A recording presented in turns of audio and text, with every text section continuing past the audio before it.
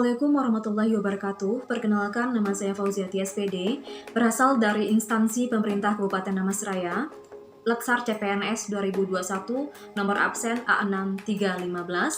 Pada kesempatan kali ini saya akan menjelaskan materi yang ada di agenda 3, yaitu manajemen ASN, pelayanan publik, dan juga World of Government. Pertama, kita akan membahas manajemen ASN. Apa itu manajemen ASN?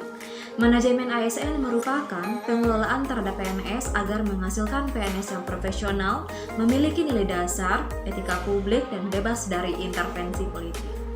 Terkait dengan hal itu, terdapat fungsi dan peranan dari ASN yang dituangkan dalam Undang-Undang Nomor 5 Tahun 2014.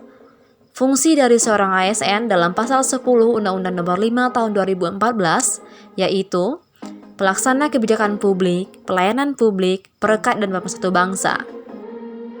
Sementara itu, peran ASN dituangkan pada Pasal 11 Undang-Undang Nomor 5 Tahun 2014, yaitu melaksanakan kebijakan publik yang dibuat oleh pejabat pembina kepegawaian sesuai dengan ketentuan peraturan perundang-undangan, memberikan pelayanan publik yang profesional dan berkualitas, dan mempererat persatuan dan kesatuan NKRI.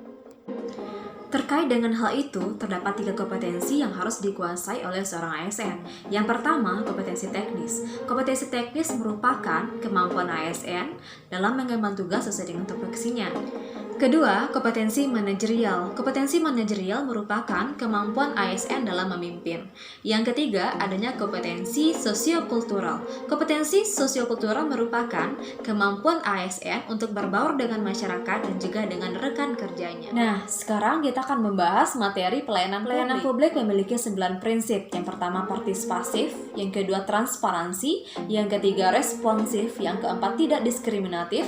Yang kelima, mudah dan murah. Yang keenam, efektif dan efisien. Yang ketujuh, aksesibel. Yang kedelapan, akuntabel. Dan yang kesembilan, berkeadilan. Terkait dengan hal itu, terdapat 6 etiket yang harus dikuasai oleh ASN ketika memberikan pelayanan.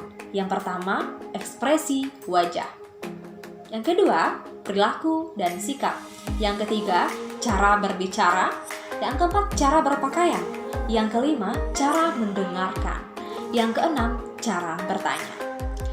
Selain itu, terdapat 6 kata kunci yang harus dipahami oleh seorang ASN ketika memberikan pelayanan, yaitu atensi, senyum, salam, tolong, maaf, dan terima kasih.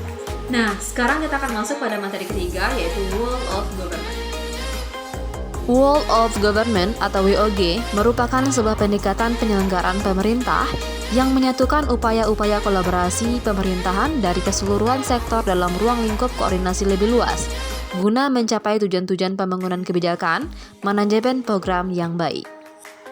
Pendekatan WOG sudah dikenal antara lain di Inggris, Australia, dan Selandia Baru. WOG sering dipandang sebagai perspektif baru dalam menerapkan dan memahami koordinasi antar sektor.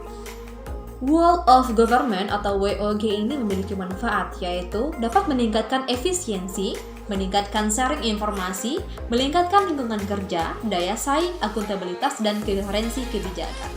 Penerapan WOG juga dapat menurunkan pemborosan, biaya, duplikasi pekerjaan, inkonsistensi kebijakan, dan waktu penyelesaian layanan. Pelaksanaan World of Government juga dapat mengalami hambatan yang disebabkan oleh 3 faktor. Yang pertama, adanya kapasitas dan perbedaan kompetensi sumber daya manusia antar sektor. Yang kedua, perbedaan nilai dan budaya suatu organisasi. Dan yang terakhir, adanya kepemimpinan. Simpulan substansi agenda 3. Sebagai pelayanan publik, seorang ASN harus mampu memberikan pelayanan prima kepada masyarakat dengan memahami peran, fungsi, hak dan kewajiban, etika, dan etiket sebagai ASN. Selain itu, koordinasi antar sektor atau dikenal juga dengan World of Government perlu dilakukan oleh pemerintahan untuk memudahkan masyarakat sebagai penerima layanan. Simpulan proses pembelajaran sinkronus dan asinkronus. Pembelajaran yang dilakukan secara sinkronus maupun asinkronus sangat efektif dan efisien.